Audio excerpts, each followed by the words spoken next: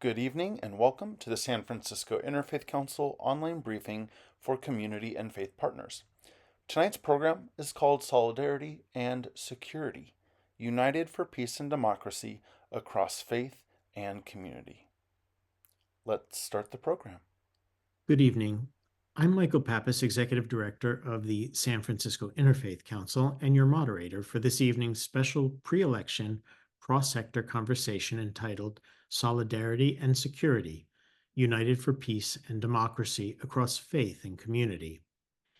In this time of increased polarization, imminent threats, and potential political violence, it is more important than ever for partners from diverse faiths and communities to stand united in our commitment to peace, to one another, and to a pluralistic and multicultural democratic society.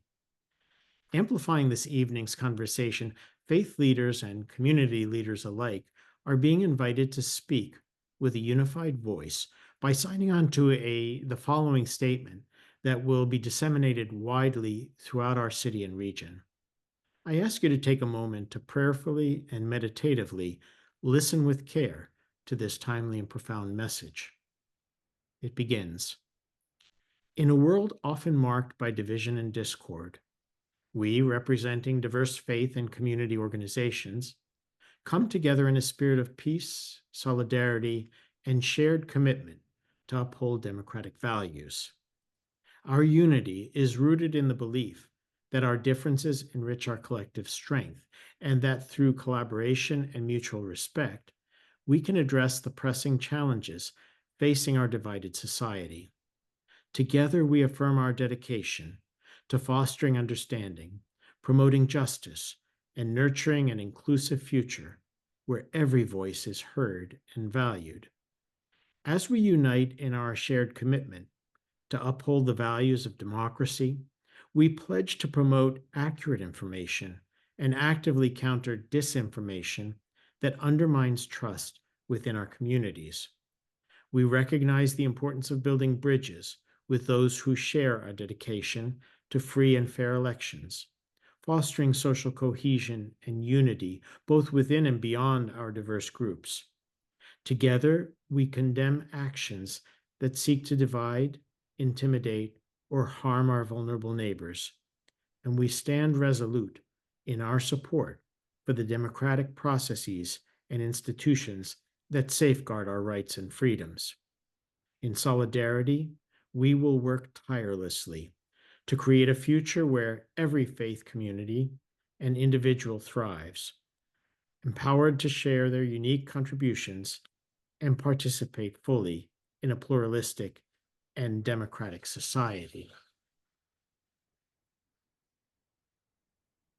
We're here this evening to explore how we, as people who care about peace and democracy, can join in solidarity if faced with anti-democratic actions before, during, and after the November 2024 elections. The Jewish Community Relations Council, one of the SFIC's member organizations, took some time to study, develop a list of the 4 concerning scenarios, and make recommendations for how to address some of the potential threats to democracy we may see in November. These scenarios and recommendations have been synthesized into a one-pager that we will share with you this evening. These scenarios are also the basis for the conversation we will be having here this evening and include voter interference, politically motivated violence, infringements on civil rights, and the spread of conspiracy theories and other mis, dis, and malinformation. Tonight, we are addressing these concerns with experts. David Chiu, City Attorney, City and County of San Francisco. Rafael Brinner, Senior Director of Community Security for the Bay Area Jewish Federation, and his colleague Molly Joser, Community Security Advisor for the Bay Area Jewish Federation, and Peter Adams, Senior Vice President of Research and Design at the News Literacy Project. I'd like to start with a question for City Attorney David Chiu, who has, throughout his career in public service, built bridges on behalf of the API community, fought against hate in all of its forms, and been a steadfast ally to the San Francisco Interfaith Council. David, can you talk about the importance of partnerships and coalition building, of standing together against hate? A couple of anecdotes. So my wife works with Catholic Charities with refugee foster kids, and I got home on that first Saturday after Trump was elected, and she said, "We need to get to the airport." And I was like, "Honey, why are we going to the airport?" So Donald Trump had just issued his first executive order uh, calling for a travel ban, blocking Muslim refugees and travelers. It was an executive order that was not only inhumane and violated international law, but it led to a spike in anti-Muslim violence. To connect a few dots, just a few months later, we had a rally in Charlottesville of white supremacists and neo-Nazis protesting, "Jews will not replace us." And that was one of the data points of a spike in anti-Semitism that carries to this very day, of swastikas, attacks on synagogues, attacks on Jewish community leaders, Jewish elected officials, targeted by hate. We've seen during those 4 years, as I think folks know, but I think it's worth repeating, we saw hate crimes spike against every community reflecting the diversity of the world, against Black African Americans, against Latinos, against immigrants from all backgrounds, against our LGBT community, particularly our trans community. And so I want to table sit with that because I think it's important to reflect on what might happen, what could happen, as we talk about what the importance of partnership and coalition building. To get back to this topic of how important this is, I'll just go back to that first moment of the Muslim travel ban. We saw a spike in anti-Muslim violence. I was serving in the state legislature at that time, and I was approached by Muslim organizations who shared with me a study that showed that over 50% of all school-age California Muslim kids in our state school system were experiencing bullying in their schools. Hijabs ripped off the heads of third grade girls, young Muslim boys assaulted in the playground. So we saw the spike of bullying against Muslim kids, and we were trying to figure out what to do when we realized that, it was very likely this bullying was not going to just be targeting Muslim kids. It was going to be broader than that. And so we built a coalition of folks representing different faith communities, different ethnicities, the LGBT community. And a coalition came together to say, we need to teach teachers and how to identify seeing bullying in the classroom, to basically teach the teachers how to address the hate that they were seeing among our youngest generation in California. And we were able to pass a law to address bullying of all communities. And I just say that as a data point because my guess is there are so many communities that feel alone and feel isolated. But from my experience, certainly in politics and as a policymaker, when people come together, good things happen, and just how important it is for that to be our North Star.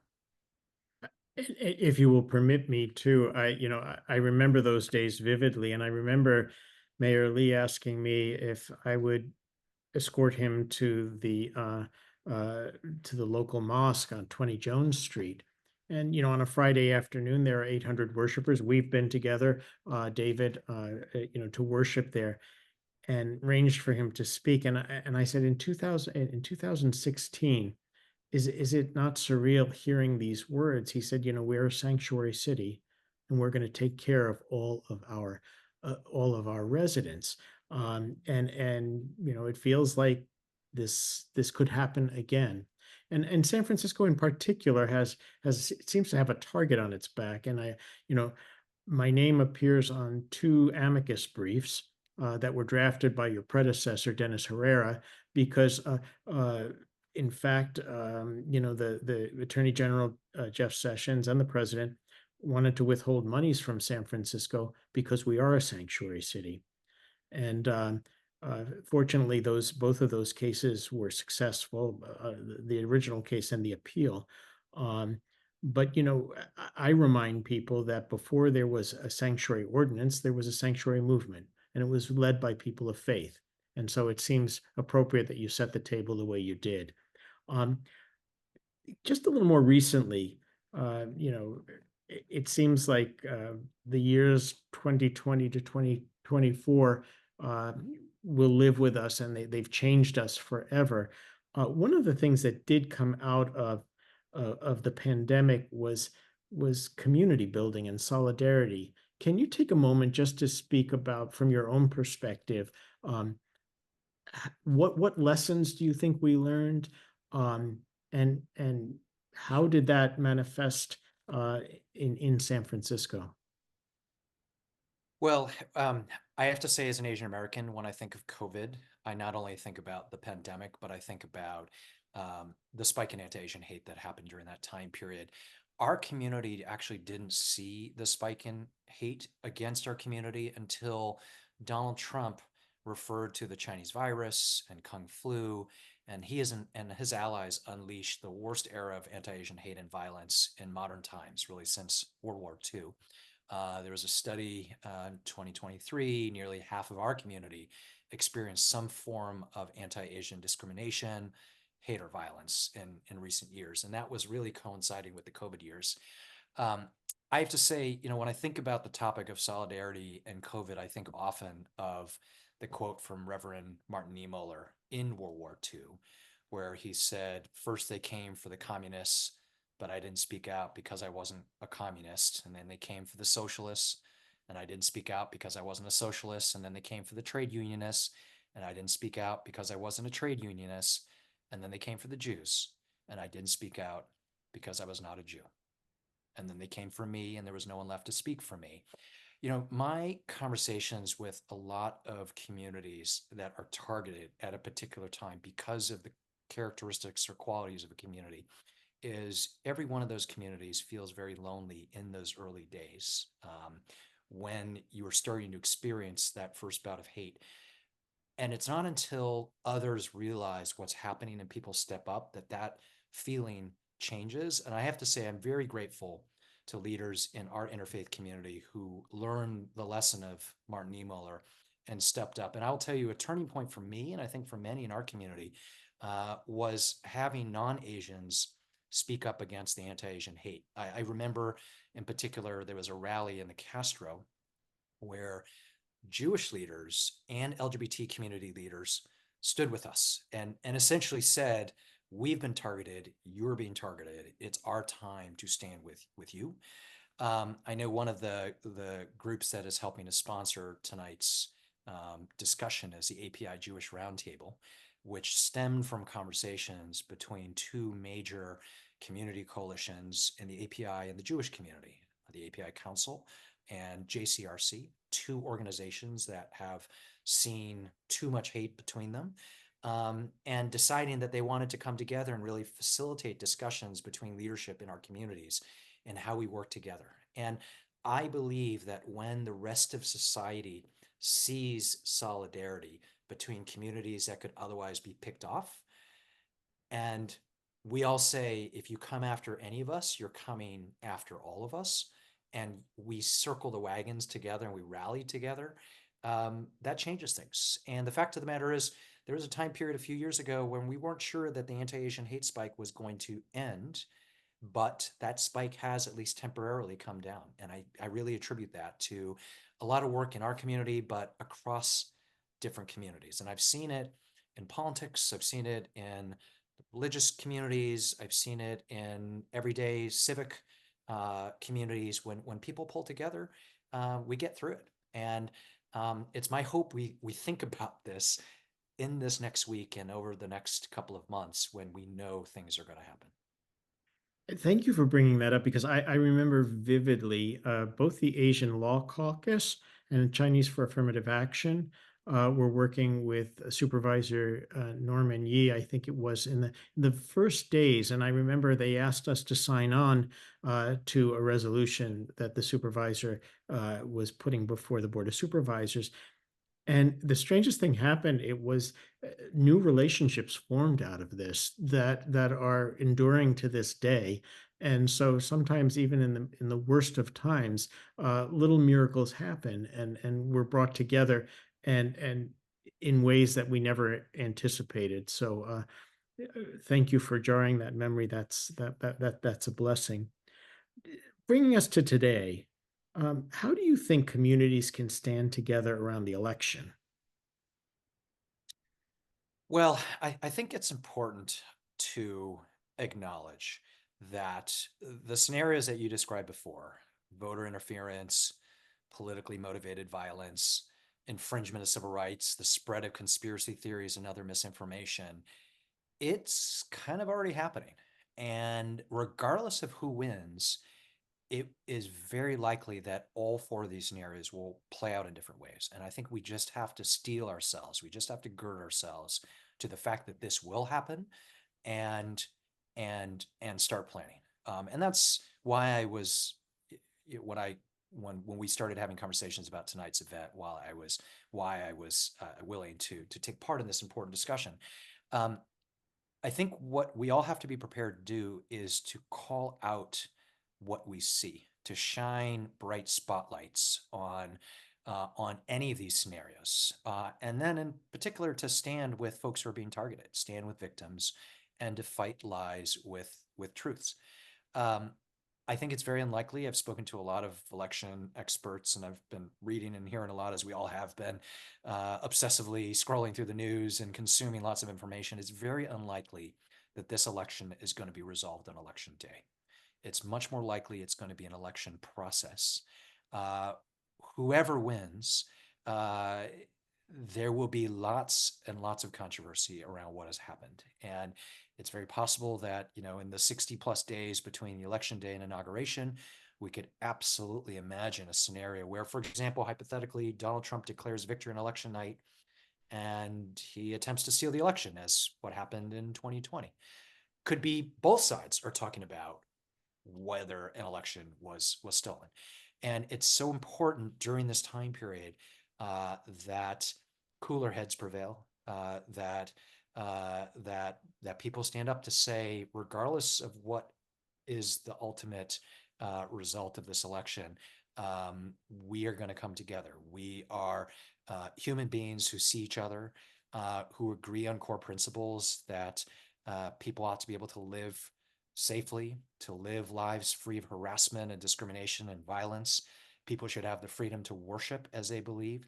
That we need to come together on the core principles that our country was founded on. And it's going to be so important for leaders of different communities, particularly in the faith communities, to pull together and model that for everyone else. And in the Bay Area, we've been blessed to have a culture of leadership of different faiths and backgrounds who can see our commonality, who know that it is very human to be individually afraid of what could happen, but that sense that we are truly stronger together and the ability for us to see each other not as monoliths, but as brothers and sisters in the struggle, we're going to have to really remember that. And every sector in civil society is going to have to step up. We're going to need, as a lawyer, just last night, I was with a group of lawyers talking about voter protection work. How do we ensure that everyone can exercise their right to vote? How do we monitor polls? We need government agencies and law enforcement that can readily respond if there is violence. We need technology companies that have to be on full alert about information that spreads virally. We need religious leaders who can minister and call for that calmness. And I think at this moment, it's important that we meditate on what role each of us have and what could happen, and be ready to step in to lead. I want to thank you because this in the many years that we've collaborated together, the SFIC has put out a lot of statements. This is the first that is a cross-sector statement. Most of the times, either our board will put it out, or we'll ask faith leaders to sign on. But this is going beyond that. This is asking folks from community groups and other sectors to sign on as well. We read the statement at the beginning. I'm wondering if you could let me know how you feel about this statement and its significance. I see it as our doing our part for the common good, and how you would encourage people to sign on. Well, first of all, I was I was exceedingly happy that this was a cross-sector statement because, frankly, I don't think the politicians have done the best of jobs in putting out statements that ask people to think about our common humanity. And so the the image of leadership across many sectors, but particularly civic leaders holding hands with religious leaders, holding hands with academics and thought leaders, and leaders that represent the diversity of our city, our country, our world is so important. For me, just being reminded of the principles of fostering understanding and promoting justice and nurturing an inclusive future where every voice is heard and valued. It's just important, I think, this statement for us to meditate on what that actually means at this moment. I was in Reno last weekend with a couple hundred volunteers from the Bay Area. And, we think of ourselves in Northern California, we are Kamala Harris country. But in Nevada, which right now is deadlocked in the polling, we were engaging with fellow Americans who were Trump supporters or who were legitimately undecided. And I think for all of us, remembering to get out of our partisan boxes and connecting human beings to human beings and as people of faith. It was fascinating to me how many Trump supporters are their values are being driven by their faith. They come to a different conclusion there than where my values come, but at some levels we do share this common base of values, and going back to first principles and going back to values is something I think is important for us to remember in the midst of what could otherwise be kind of the political hysteria and the intense craziness of this moment. At the risk of putting you on the spot, because we're going to move over to our other panelists in just a moment, in the many capacities you have served in public life and being domiciled, if you will, under the dome, um, are we as a city ready for this? San Francisco, we have gone through some very, very intense moments, right? I think about the night after Harvey Milk was assassinated. I think about uh, the hours after Loma Prieta. I think about what happened after 1906. We have gone through actual and emotional and political earthquakes as a city. And yet we have been able to prevail, right? The obituary of San Francisco has been written over and over again. And yet we pull through. And I think we pull through because people are able to find that common well of humanity. Uh, I'd like to think and hope that San Francisco will continue to pull through and the rest of our country can pull through because one, we have to, but two, I do think we can all be reminded of those core principles, as I've been saying, that we may be wearing our partisan jerseys when it comes to election day, but hopefully we can remember what's most important. And what's most important is the lessons that we learn from all of our religious faiths, our neighbors, right? Are we going to step over the person who is injured in the middle of the road, or will we be good Samaritans? What is our what do our faiths teach us? And I think it's important for us to remember that that those core values got us through those crises, and we will get through again, despite how dark things feel right at this moment. Thank you. In reading that statement, I think our prophetic voice and our moral compass is expressed with great clarity and effectively. And if this can be our contribution to this critical moment, then it's truly a blessing, both for the Interfaith Council, but also for the city and county of San Francisco. We're going to come back to you, David, so don't go anywhere. And thank you for the wisdom that you imparted. Now let us move to the topic of community security. And I just would like to say, I remember when there was a stream of, it was like cereal, if you will, of of terrorist attacks on houses of worship. And they would always be followed by some sort of vigil in one of our houses of worship. I remember in particular the Tree of Life Synagogue in Pittsburgh. And I remember the mayor standing up saying, and it almost became a mantra at every vigil, people should feel safe when they go to worship. And we said, well, what are we doing about it? And so the council itself convened uh, a roundtable for security in houses of worship. And because the Jewish, and we had state, local, and federal law enforcement, Homeland Security, and FBI. We had Department of Emergency Management and Public Health. But I think that that really the wisdom from the security at the Federation, as well as the Archdiocese, really was informing, because they understood the particularities of the needs of our particular sector. And I want to say publicly a thank you to Rafael Brinner, because he was a real leader in this.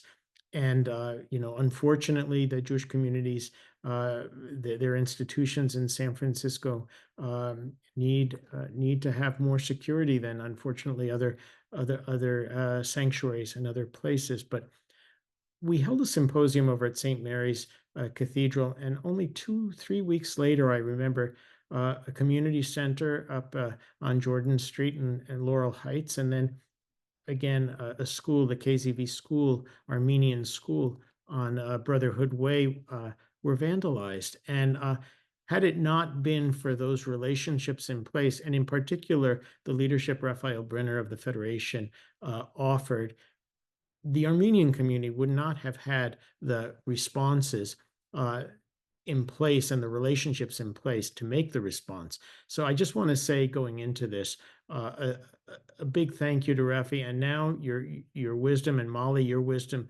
are needed more than ever. So I'm wondering if you can start us off by sort of enumerating the key concerns you're focusing on in preparing your community for political violence or other threats that may come around the election. Well, thank you very much, Michael. It's great to be on a webinar with you again, and thanks for the kind words. It seems an age away that we were gathered at St. Mary's just 5 years ago, and it was 6 years ago that we had the tragedy of the Tree of Life mass shooting in Pittsburgh, Pennsylvania. And here we are contemplating a completely changed threat environment. And the way I characterize it to our community is that we're living in an unpredictable and uncertain time.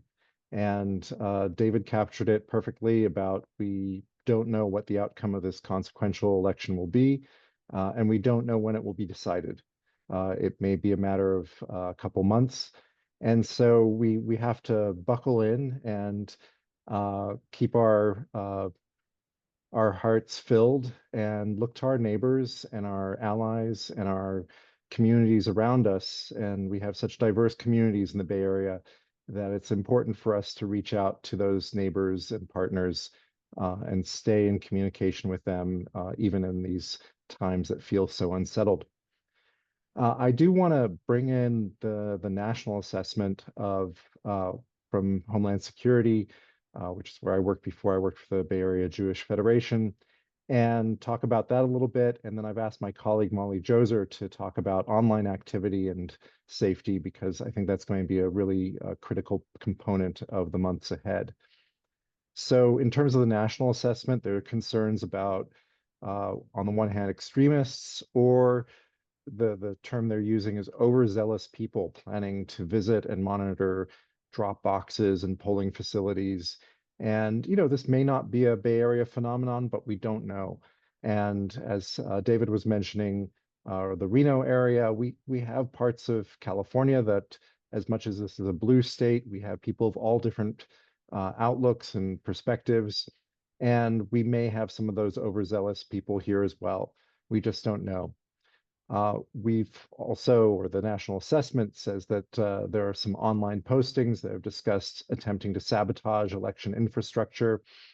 And there are conspiracy theories circling around that could encourage some people to call for election-related violence, regardless of the outcome.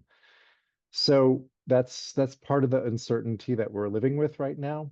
And some of the things that have been raised in this national assessment have been disruptive tactics that could include things like false signage, directing people away from legitimate drop boxes or polling stations to other locations, or using decoy drop boxes. So I encourage anyone who's not mailing in their ballot to really double check online for where the locations are for dropping their ballot, or for polling places addresses. There's the potential for formal or informal poll watchers to show up at polling places, creating perhaps a less than welcome atmosphere. And some of these polling stations may be in houses of worship, so it's important to maintain a safe environment for everyone there. And I'm going to drop into the chat a document from the Department of Homeland Security called The Power of Hello in Houses of Worship that is really great for anyone functioning as a greeter or usher or otherwise supervising a polling station, in terms of interacting with people that may show up and may have another agenda other than simply casting their vote.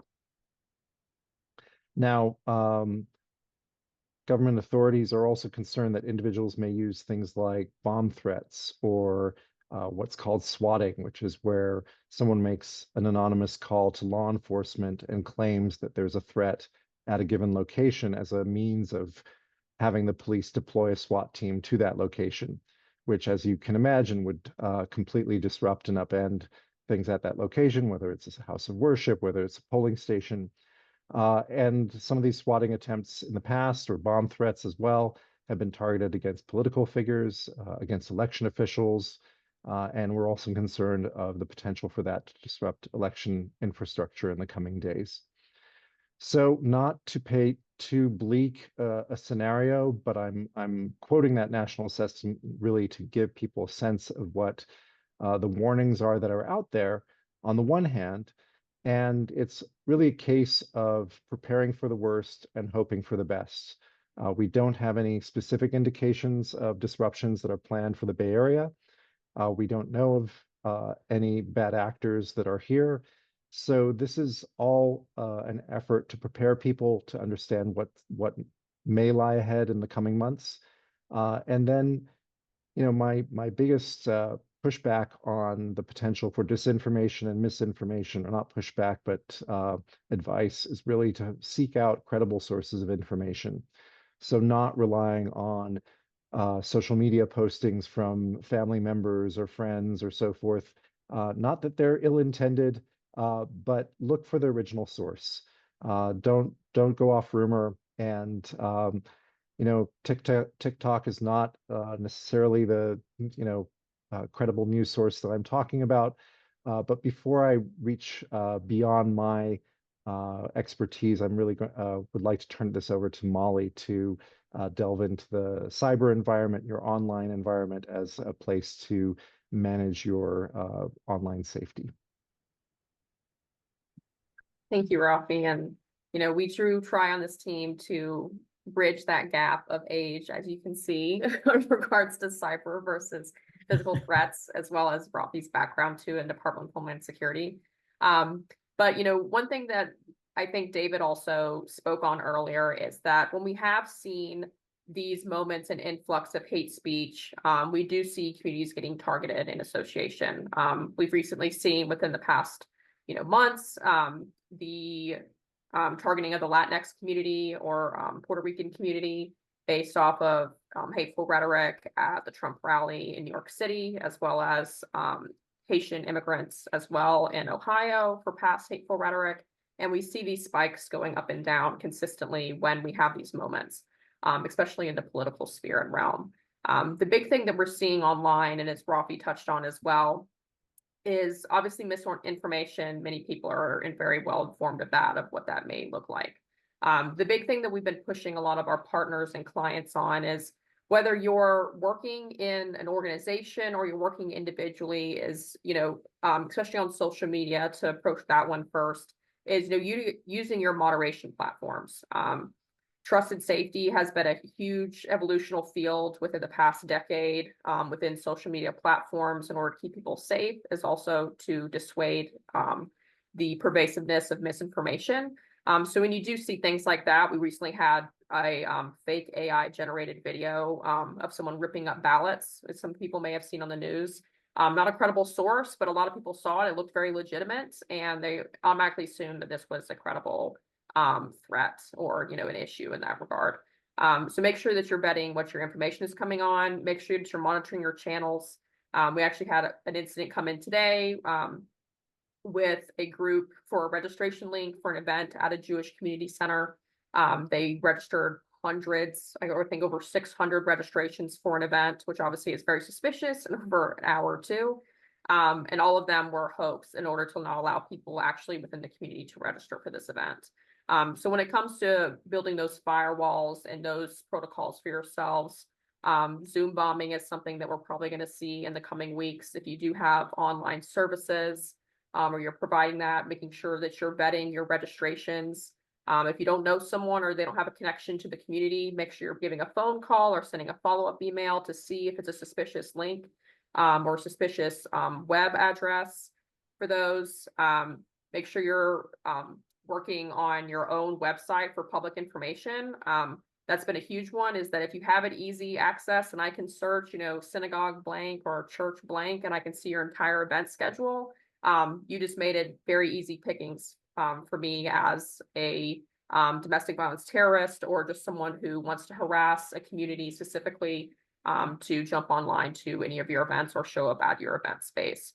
We've obviously seen this very prevalently in the Jewish community, but it's, you know, across the board in other marginalized communities, especially in the faith groups, where we're seeing a lot more integration of online and in-person events.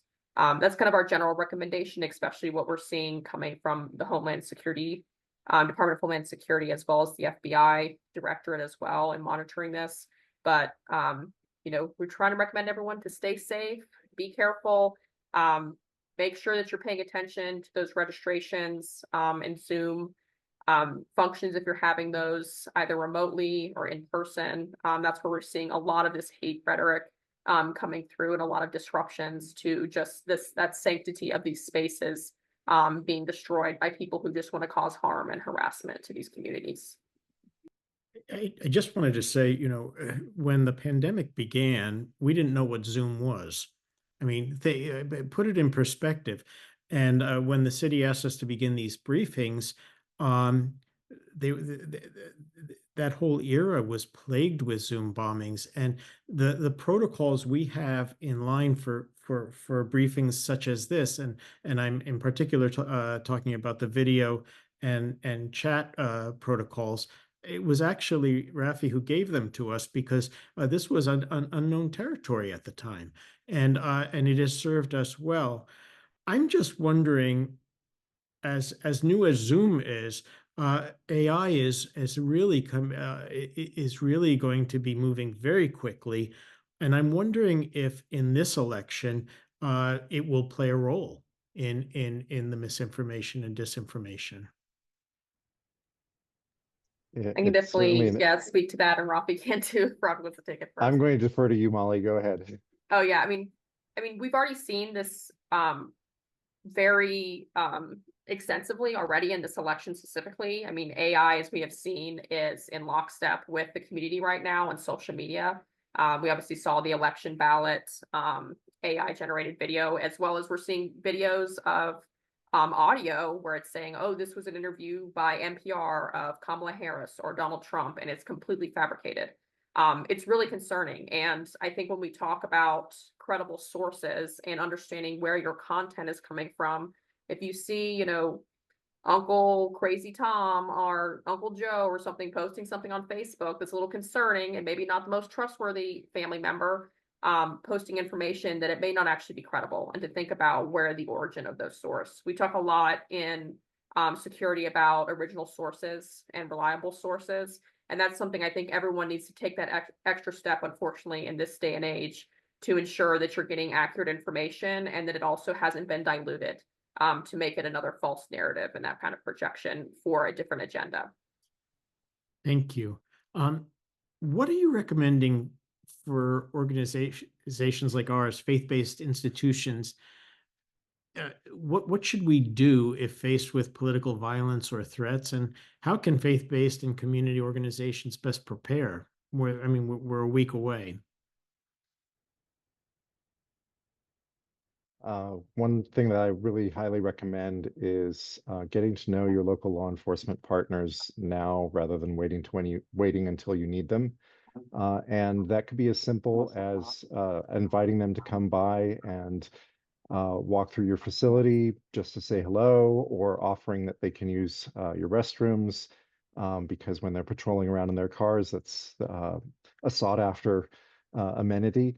And this just increases familiarity, and it means that they know your location and who you are, so that God forbid, if there's a situation where you do need them, they're that much more familiar with who you are and your location. So that's one general thing that I just recommend across the board, is a great relationship to develop.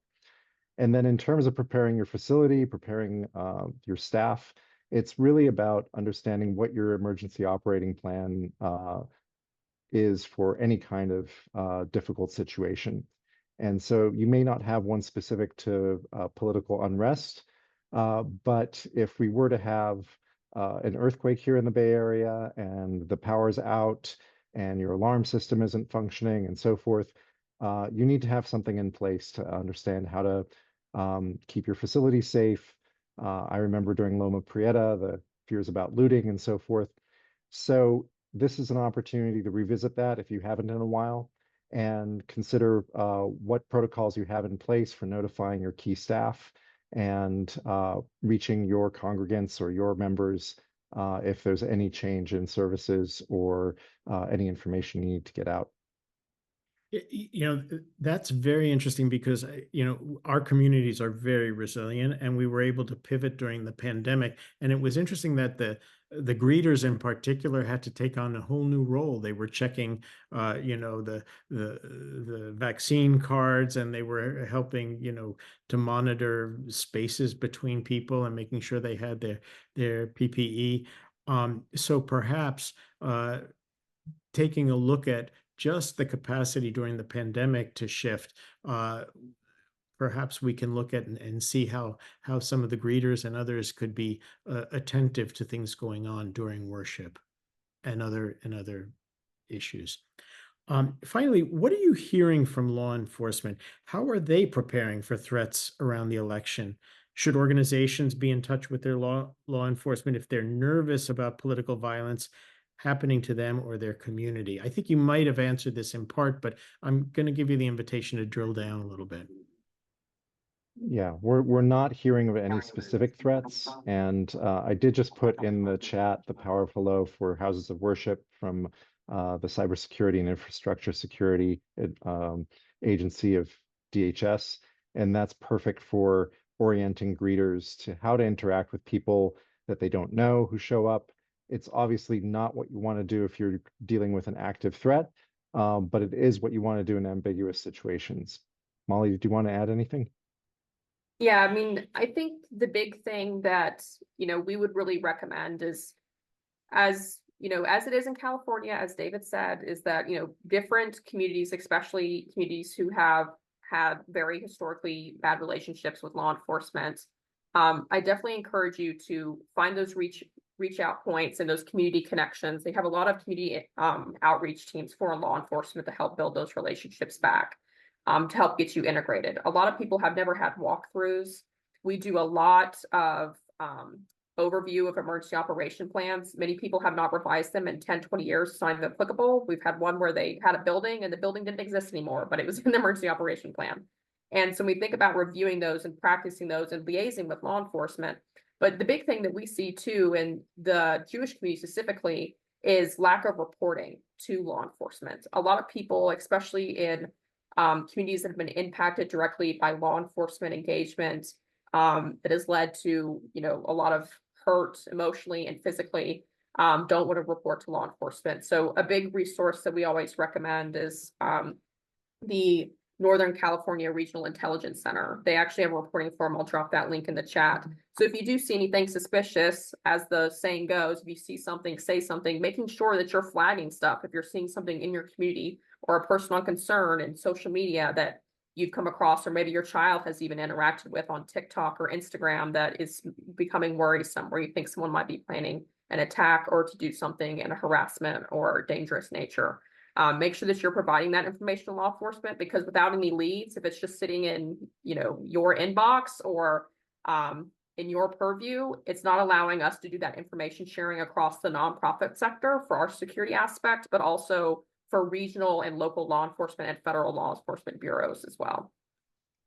Thank you. And I just, you've made reference to a number of links. We've invited our panelists to, share these links, not only in the chat, but we are going to be sending the recording link to this broadcast out to our 5,600 e-subscribers, and we'll be sharing it with our cross-sector partners too. So the references that have been made, you will be receiving, and you can share with your communities. And I would also invite you, as we move on to our next panelist, if you have any questions, please in the chat send them to Q&A, and we will put them to our guests this evening. Now let's move on to the issue of media misinformation. Peter Adams, there was a lot of concern about misinformation, disinformation, malinformation. Can you describe the differences and the impact of the different types of misinformation? Is there anything we can do before the election to address this? And I just want to share with you, my 23-year-old son, I think perhaps one of the saddest days that I've had in a long time is him saying, "Dad, I just don't know what to believe anymore." Mm-hmm. And as a parent, they're dealing with so much more information than we had to deal with, in those formative years. And if you could maybe address that too on the younger generation. Sure. I mean, I can start there, actually. I think, that I often make the case to educators that young people have a right to news and media literacy education, that we actually owe it to them to make that part of their educational experience, no matter where they go to school all across the country. They're inheriting an information environment that is, exciting and full of opportunity, but full of pitfalls and challenges and malicious actors and people bent on manipulating and deceiving them. And if we don't, prepare them for this, that we're leaving them at the mercy of folks who are, who would like to kind of hijack their civic voice, mislead them. And so, it's why we do the work we do at the News Literacy Project. I just think it can't be more important as foundational a role as information plays in our lives. And I do think people are overwhelmed, and they've fallen victim to a lot of rhetoric about there being, sort of no trustworthy sources. We live in a time of a lot of hostility and antipathy expressed toward the press. Certainly news media aren't perfect, but they're a far cry from propaganda accounts and everything else you encounter online. I'll drop a link to this, but we recently surveyed a representative sample of American teens, and found that 94% think news literacy should be part of their education, but we also found that 80% think that standards-based news reporting is no less biased than anything else they encounter online. So they're not sort of distinguishing between different kinds of information. I think some of the anti-press rhetoric that our national discourse is so saturated in has penetrated down to the next generation.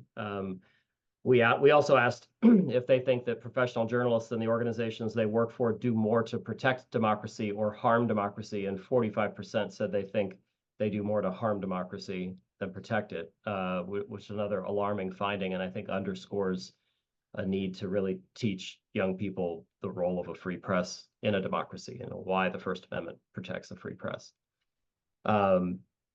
When it comes to misinformation, you're right. There are different words and terms that experts use. Misinformation is sort of used to refer to anything that's false. kind of a blanket term. A lot of people just use that term to mean falsehoods, viral falsehoods.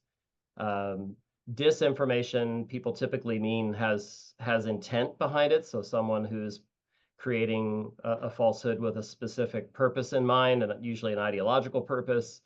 Whereas misinformation can just be an innocent mistake. Somebody can think they're seeing evidence for a claim and repeat it. Malinformation is generally, this was a term that was introduced by Claire Wardle in 2018. She's a misinformation scholar. And it's authentic information that's circulated maliciously. So hacked and leaked information, things like that, people tend to refer to as malinformation. We've been tracking a lot of viral misinformation about the election. In fact, we launched a dashboard where we're trying to collect every example of viral misinformation specifically about the election that we can. It's at misinfodashboard.newslit.org. And we've categorized it in different ways so we can take a look at the aggregate data and look at the themes that are most prevalent, also the types of misinformation that are most prevalent, and then the tactics. So, we're finding that attacks on candidates' images, their image, their fitness for office is by far the most common topic of viral misinformation. And people are using manipulated content, and they're just pushing, baseless claims. Generative AI has played a role, but not in much. Only about 6% of the examples we've collected, about 800 examples so far, 6% have resulted in, have been a product of AI. So, I think that some of those distinctions are useful in some contexts. I think you can't always know the intent behind a piece of viral content. Some misinformation can be as harmful without intent as disinformation with intent. So I think, just taking more care with what you share and realizing that misinformation has a real world impact is key. So as for what people can do, we're actually going to bring out a one-pager this week, which I'll be sure to send to you, with just 5 things that people can keep in mind. There is a sort of school of thought that is called pre-bunking, that if you can get out ahead of viral falsehoods, if you can tell people what to expect, they'll know it when they see it, and they'll be sort of resistant or kind of inoculated to it. So we can all sort of brush up our mental immune systems and be ready for, raw video of polling places presented out of context as evidence of fraud. We saw this in 2016. We saw it again in 2020. We're sure to see it, this week, next week. Poll workers doing ordinary things that are misrepresented, moving boxes, transcribing a ballot, things like that. Reminding people that vote totals will jump later in the evening, that, rural counties are smaller, they'll report first. They tend to lean red, that larger urban counties take more time to count. They're much more populous, and those vote totals will be reported later in the evening. You can expect partisans to present that as a vote dump or some sort of illicit activity when it's completely expected. Some people will try to declare the race over early. I think if we remind folks of that when they do it, it'll have less impact. If you're expecting that sort of tactic, remind folks that if a sensational recording of a candidate emerges, that AI is very effective at voice cloning, at fabricating synthetic images that look like photographs. And then just be ready for a slew of claims about voter fraud and ineligible voters, non-citizens voting. We've already seen that. There will be more of it.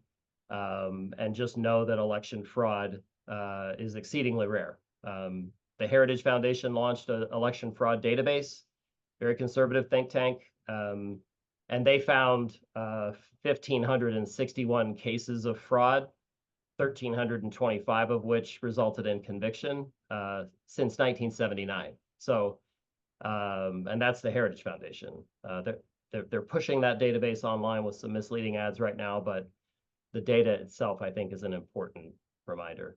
So I hope I answered your question in all of that. You did.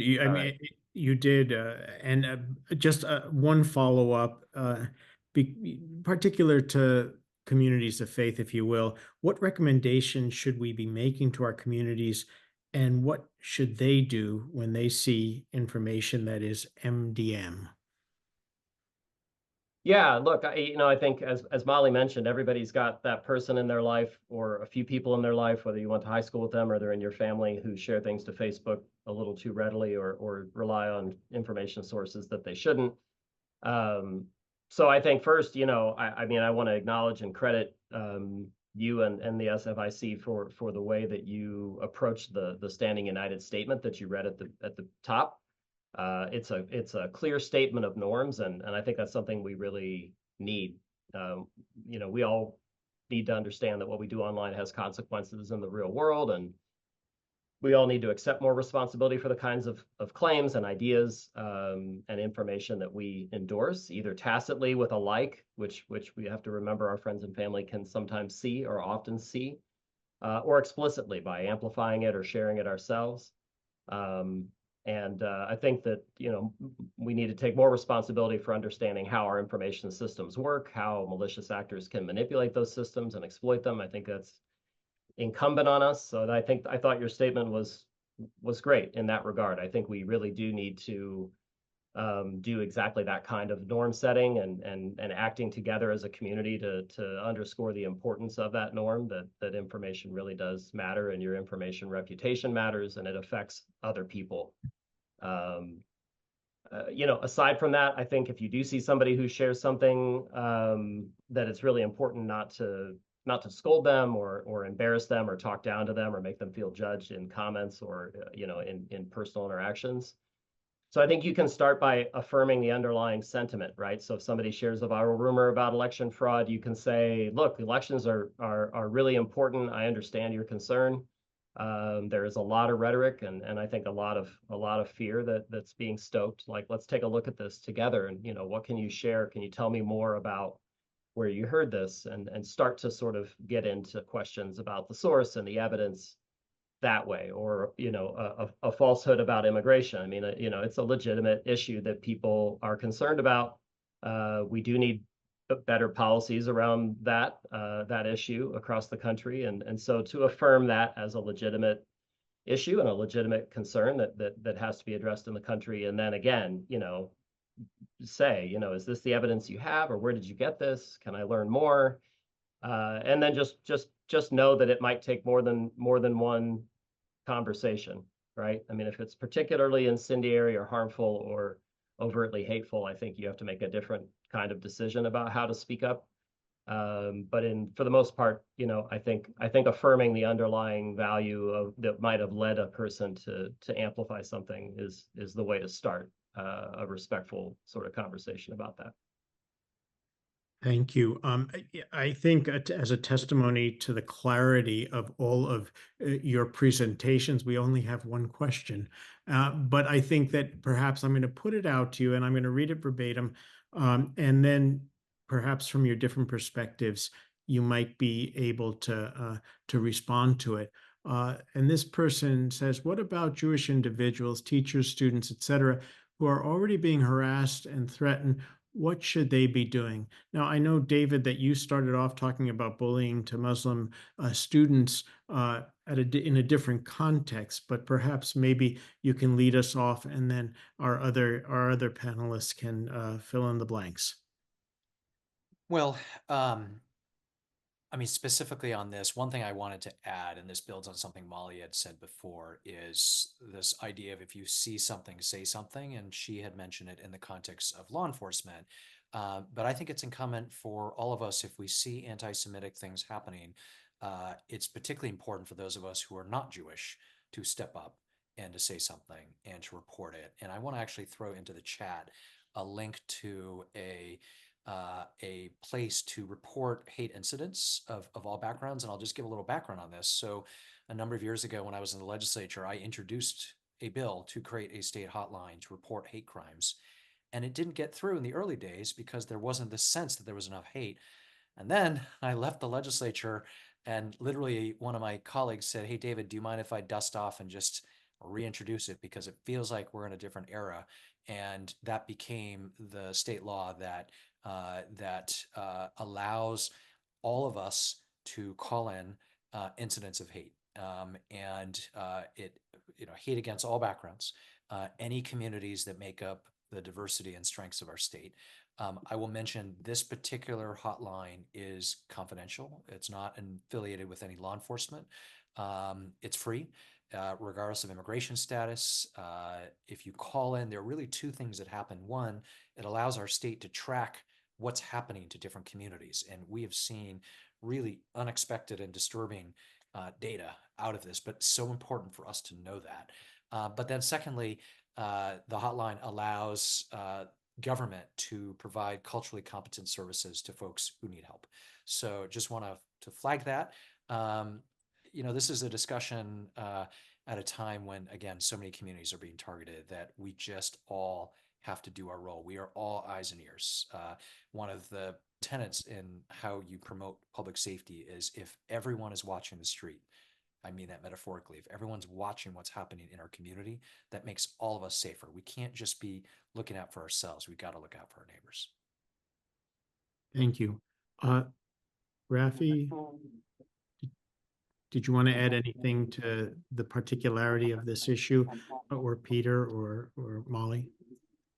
Yeah, I was going to say from our perspective, I'm so glad that David touched on this, is that I think one thing that is very relative to everyone here on this call is that everyone who's a member of some marginalized community has experienced that pain in a different way. David obviously has spoken, so beautifully about his own experience and his own upbringing and the intersectionality of that and what that brings into the space when he's occupying it and dealing with hate incidents of whatever form it may be, and his sensitivity to issues of anti-Semitism. And I think when we talk about this holistically and how we can be allies to each other, I like to use the term, instead of circle the wagons, but circle the orcas around your metaphorical yacht in that regard, of that circling needs to be by our allies and other groups within these interfaith councils, and whether it be other marginalized communities, faith-based communities, anyone who is in that group, in that casting of that net to protect each other and also focus on targeting these issues. For us, we worked very collectively at the Federation and the Federations of North America at large with the Anti-Defamation League, as well as the Jewish Community Relations Center, for that information sharing and that outreach to make sure that we're not only taking care of each other, but we're being sensitive to the issues of the intersectionality of how that may be affecting others. For myself personally, I'm a member of the LGBTQIA+ community, as well as I'm Jewish. So when we talk about that, I have obviously a lot of sensitivities that maybe Rafi may not be aware of, that I am also aware of, that may be another overlap that we're missing. So I think that's a huge aspect when we talk about moving into the uncertainty going into the election, but just the state of democracy and the fear that's attached with that about this upcoming election, is making sure that we're looking out for each other, but working as a collective organizers and grassroots movements when we're trying to figure out how to approach these issues at large. Peter? Yeah, I think we've seen a real uptick from 2016 to now through COVID and to now in the mainstreaming of conspiratorial thinking and conspiracism generally. This is very popular online, and I think teens are getting exposed to a lot of conspiracy theories. We actually asked them about that as well in the survey I mentioned, and I just shared the link to that. 8 in 10 see conspiracy theories online frequently, and most teens believe at least one of the conspiracy theories that they see. And a lot of the conspiracy theories have, anti-Semitic and extremist underpinnings and tropes and conceits that are sometimes centuries old, that they don't recognize as that. I think a lot of teens think that conspiracy theories are funny and entertaining. And they can entertain one and sort of get drawn in and then get drawn into the next one and the next one. And they get more extreme and more severe. And they have strong ties to extremist communities online that are actively trying to recruit young people where they hang out, on Twitch, on Discord, places where they game and talk and hang out. And I just think that's something that parents really need to talk to their teens about. Why conspiracy theories can feel so compelling.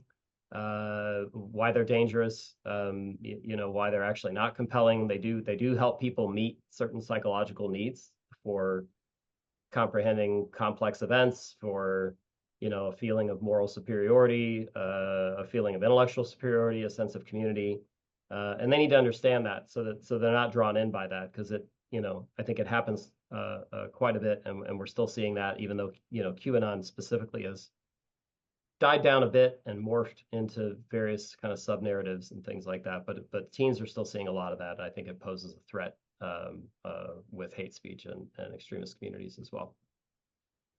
Thank you. And thank you to all of our panelists for sharing their expertise with us this evening. Now I'd like to offer an opportunity for closing remarks for each of you. And if you can stay within that 2-minute limit, then I will have done my job right. So David, would you share with us some final thoughts, and then we'll go around the table.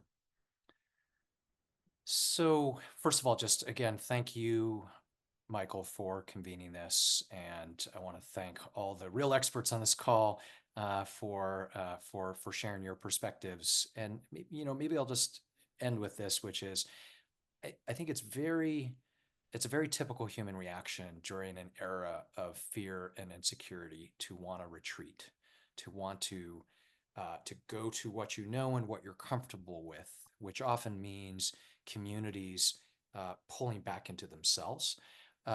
It's a very human reaction to want to divide the world into us versus the other. And I think we all know when that happens, that is what leads to racism and discrimination and anti-Semitism and Islamophobia and anti-Asian hate and all of the isms that we are so concerned about. And so my ask to everyone, and I know this is an easy ask for many in the interfaith community, but for those who may be of one denomination, one community, is take this moment to reach out to other communities, to visit and spend time with a community that is not your own, to break bread, to learn about another's perspective. I think just doing that at this moment, when there seems to be so much misunderstanding and so little bridge building, I just hope that we can all figure out how to get beyond that. And I think it just comes with just taking that time to find out our commonalities, and hopefully, if we all do enough of that, hopefully we can help turn the tide a little bit and what we know is going to be an intense time period in the next couple weeks. The last thing I'll just say is Godspeed to all of us. And God bless you. And we're praying for you as well. Rafi. Thank you, Michael, and thank you, David, and thank you, Peter, as well as Molly. I just want to add that, for the Jewish community and for the Muslim community and the Arab community, it's been a year of grief and loss, and it's still for us to come together as Californians, as Americans, and not turn away from each other. So it's been a difficult year, and within that, I think David's words were perfect about reaching out to the communities around us and keeping those connections and lines of communication open. I'm going to put in a chat the email address for the community security program of our federation for members of the Jewish community and Jewish organizations that need support, and we will continue to work through the San Francisco Interfaith Council and the Jewish Community Relations Council to share our advice and expertise more broadly. Molly?